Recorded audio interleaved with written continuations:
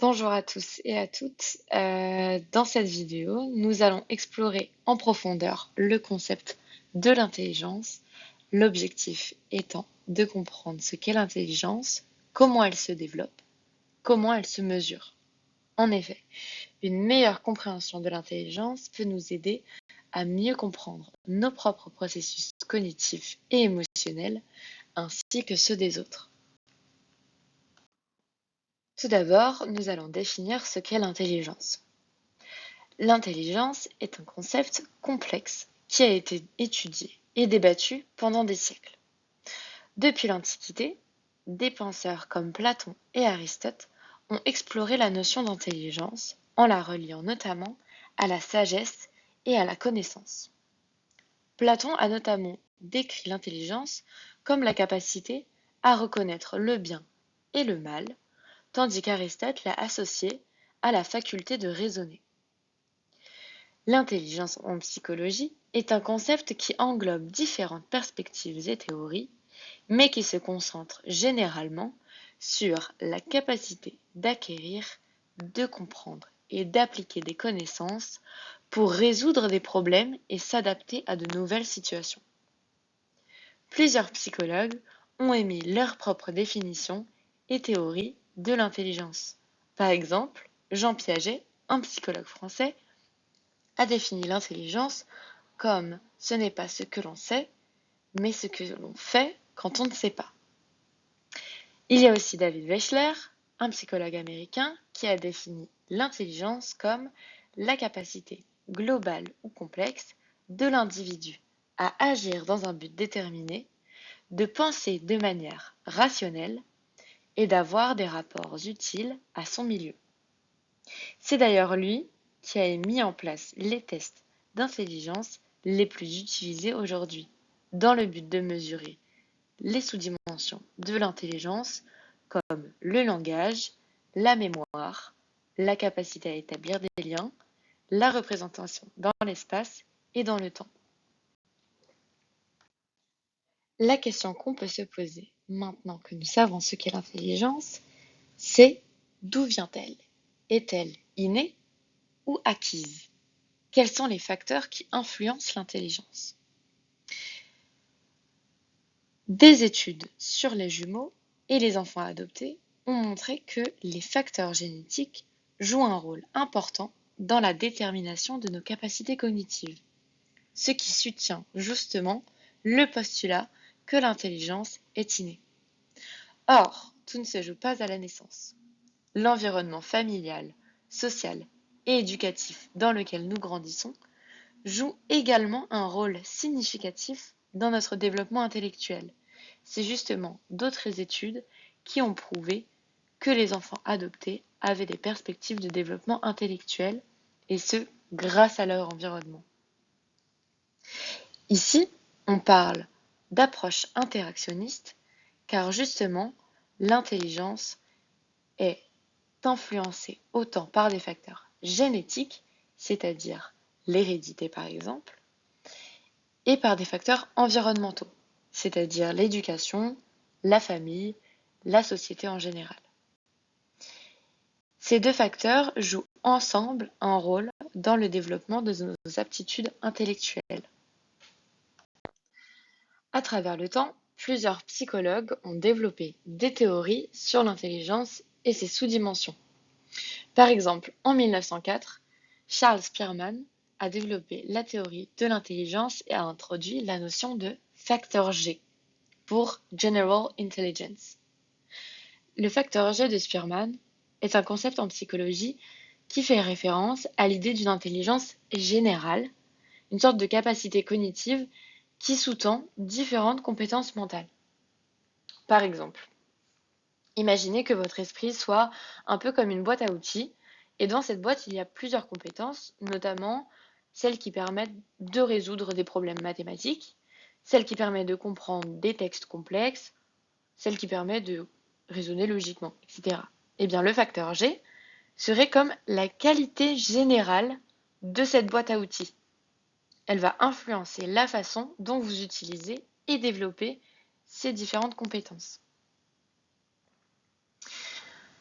Après Spearman, il y a Louis Thurston qui développe sa théorie de l'intelligence en 1938 et du coup qui propose une alternative.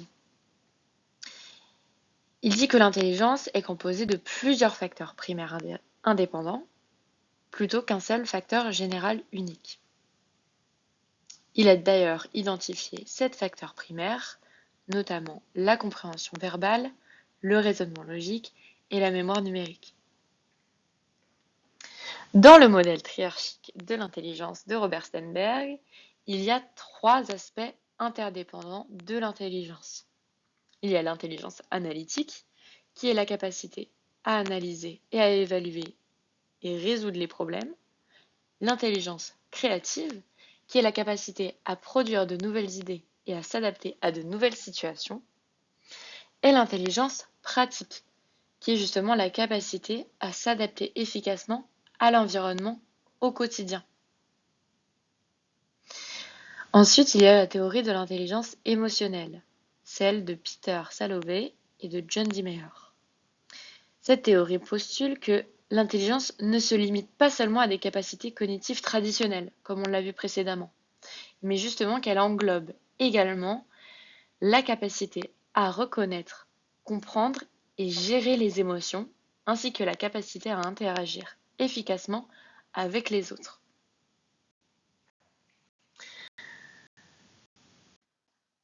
La dernière théorie que je vais vous proposer est celle qui a donné lieu aux différentes formes d'intelligence. Howard Gardner a proposé que l'intelligence ne peut pas être réduite à un seul facteur général, mais plutôt qu'elle se compose de plusieurs formes d'intelligence indépendantes. Dans sa théorie des intelligences multiples, il identifie 8 types d'intelligence distinctes. Parmi ces formes d'intelligence, on trouve par exemple l'intelligence verbale, linguistique, développée par Noam Chomsky, qui concerne la capacité à comprendre et à utiliser efficacement le langage, y compris la lecture, l'écriture, la compréhension verbale et la communication. Il y a aussi l'intelligence logico-mathématique, développée par Jean Piaget.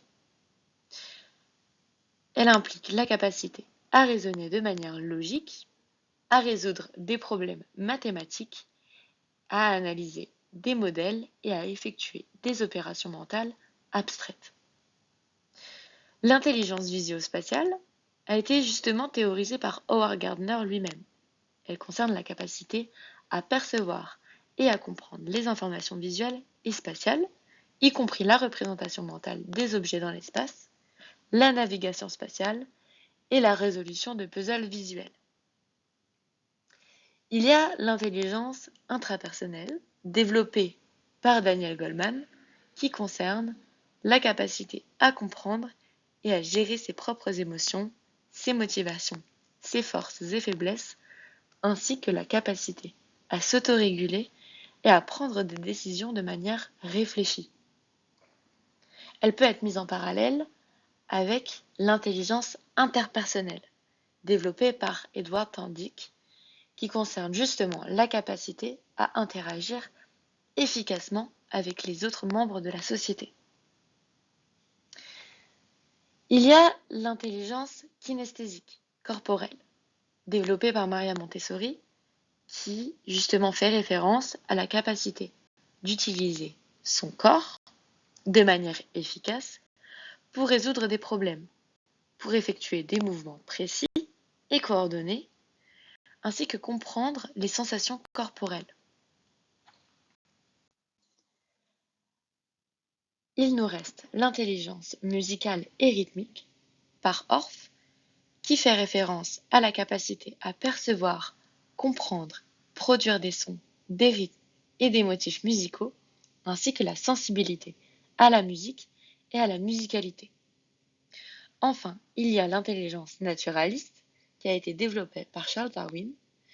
Il s'agit ici de la capacité à reconnaître, à classer et à comprendre les modèles du monde naturel, ainsi que la capacité à comprendre les relations entre les plantes, les animaux et leur environnement. Après avoir évoqué la définition de l'intelligence ainsi que ses théories et ses formes, nous pouvons nous attaquer à la mesure de l'intelligence.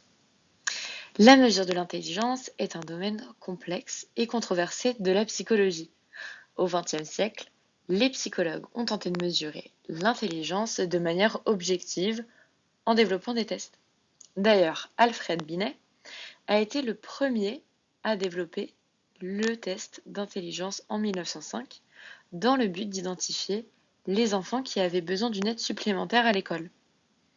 Il avait ici pour objectif d'identifier et de quantifier le retard de développement chez les enfants. C'est là que la notion d'âge mental est apparue, c'est-à-dire l'âge de développement de l'enfant, qui est d'ailleurs mis en parallèle de son âge réel, c'est-à-dire l'âge chronologique. Plus tard, David Wechsler va rejeter l'idée d'âge mental et va évoquer le fait que l'intelligence est décomposable en plusieurs choses mesurables.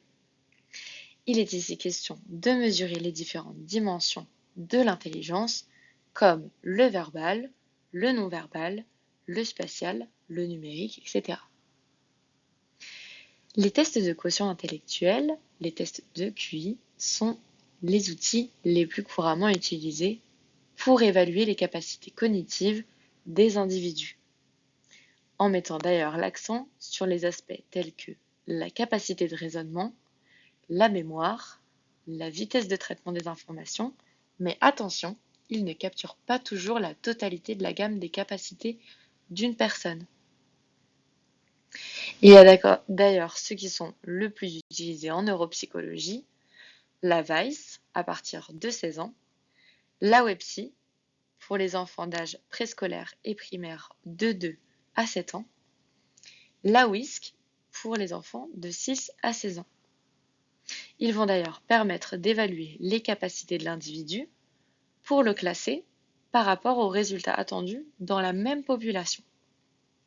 Par exemple, un homme de 25 ans s'étant arrêté au bac sera évalué et ses résultats seront comparés aux résultats des hommes de même âge et de même niveau scolaire.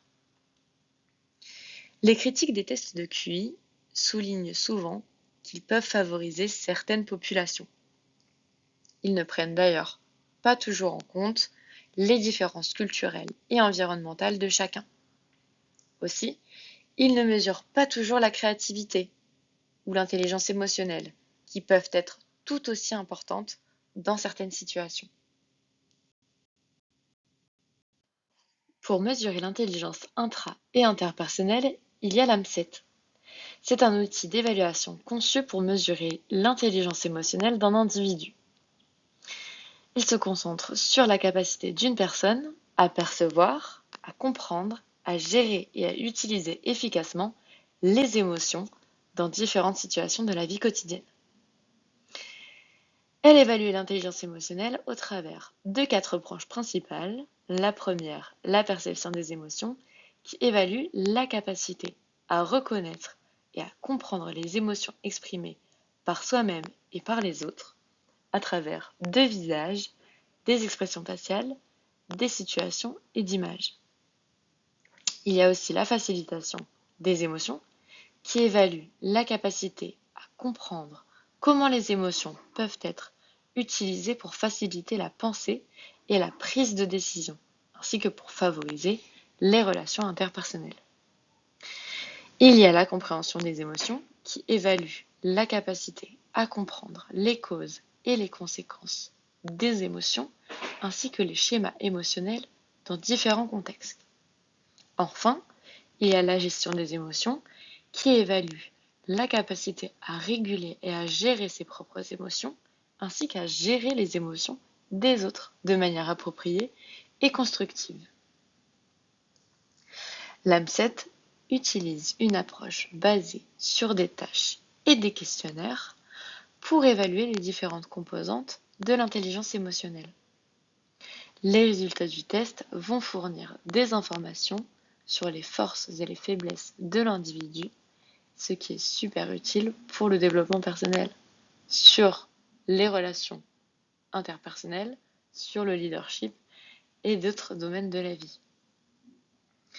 On retrouve aussi l'inventaire de personnalité de Hogan, HPI, qui se compose de plusieurs échelles de mesure, qui évaluent ensemble différents aspects de la personnalité, notamment les traits de base, les valeurs professionnelles, les motivations, les préférences comportementales et le style de travail. Il y a certaines échelles qui sont utilisées dans l'HPI, dont l'échelle de compétences, l'échelle d'intégrité, l'échelle de tolérance au stress et l'échelle d'ambition. L'HPI utilise une approche basée sur les autorapports, où les individus vont répondre à une série de questions sur leurs attitudes, leurs comportements et leurs préférences.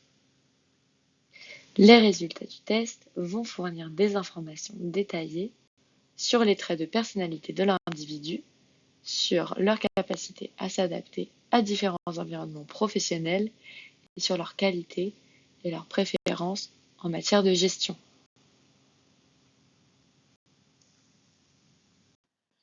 Il est nécessaire d'adapter les méthodes de mesure en fonction des capacités de l'individu. Par exemple, les tests traditionnels de quotient intellectuel, par exemple l'AVAIS que l'on a vu précédemment, ne peut pas toujours être adapté pour évaluer de manière précise les aptitudes intellectuelles des personnes souffrant de troubles neurocognitifs. C'est pour ça que nous allons les aborder tout de suite, car justement, ils affectent les aptitudes intellectuelles des personnes qui en sont touchées. Il y a d'abord le trouble du développement intellectuel, anciennement appelé retard mental, qui est caractérisé par un fonctionnement intellectuel significativement inférieur à la moyenne. Il peut être accompagné justement de limitations dans les compétences adaptatives. Les personnes atteintes de troubles du développement intellectuel peuvent avoir des difficultés à apprendre de nouvelles informations, à résoudre des problèmes et à s'adapter à de nouvelles situations. Il y a le trouble de l'apprentissage tels que la dyslexie, la dyscalculie et la dyspraxie. Ils affectent la capacité d'un individu à acquérir et à utiliser efficacement certaines compétences académiques. Ces troubles peuvent entraîner des difficultés spécifiques dans par exemple la lecture, l'écriture, les mathématiques, la coordination motrice et d'autres domaines. Il y a aussi les troubles de l'attention et de l'hyperactivité, aussi appelé TDAH, qui est un trouble neurodéveloppemental. Il est caractérisé par des niveaux élevés d'hyperactivité, d'impulsivité et de déficit de l'attention. Les personnes atteintes de TDAH peuvent avoir du mal à se concentrer, à rester organisées et à gérer leur comportement, ce qui du coup peut affecter leurs performances académiques et leurs aptitudes intellectuelles. Il y a d'autres troubles neurodéveloppementaux, comme l'autisme et le syndrome d'Asperger, qui affectent le développement du cerveau, et justement peuvent entraîner des difficultés dans la communication, dans les interactions sociales, dans la flexibilité cognitive et dans les autres fonctions cognitives du cerveau. Enfin, avec l'âge, il peut avoir des troubles cognitifs liés au vieillissement. Certaines personnes peuvent éprouver des changements dans leurs fonctions cognitives, tels que des problèmes de mémoire, des problèmes de concentration et de vitesse de traitement des informations. Ces changements peuvent être liés à des conditions médicales sous-jacentes, telles que la démence ou la maladie d'Alzheimer. Certes, les troubles neurocognitifs peuvent représenter des obstacles dans le chemin du développement intellectuel. Mais l'intelligence se développe tout au long de la vie, malgré ces obstacles qui peuvent entraîner les troubles neurocognitifs. Le développement de l'intelligence se fait tout au long de la vie. C'est un processus complexe et fascinant qui repose sur la plasticité remarquable du cerveau humain. La plasticité cérébrale se réfère à la capacité du cerveau à se développer et s'adapter et modifier ses connexions neuronales en réponse à l'expérience et à l'apprentissage. Ce processus permet au cerveau de continuer à se développer et à s'ajuster tout au long de la vie, même à l'âge adulte. En offrant un soutien approprié et des stratégies d'adaptation, il est possible de surmonter les obstacles et de continuer à progresser dans notre quête de connaissances et de compréhension. Ainsi, que ce soit face à des difficultés d'apprentissage ou dans le cadre du vieillissement naturel du cerveau, l'engagement dans des activités stimulantes sont essentiels pour favoriser la plasticité cérébrale et améliorer les performances cognitives. Par exemple, la lecture. La lecture régulière expose le cerveau à de nouvelles idées, de nouveaux concepts et de nouvelles perspectives, ce qui stimule l'activité cérébrale et renforce les connexions neuronales. De même, les jeux de réflexion, les puzzles, les activités artistiques et d'apprentissage peuvent aider à développer des compétences cognitives telles que la résolution de problèmes, la mémoire et la concentration. En parallèle, adopter un mode de vie sain joue un rôle crucial dans le maintien de la santé cognitive.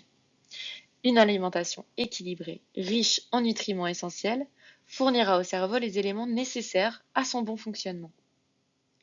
De plus, l'activité physique régulière stimulera la circulation sanguine et favorisera donc la croissance de nouveaux neurones, ce qui contribue à maintenir la santé et la vitalité du cerveau.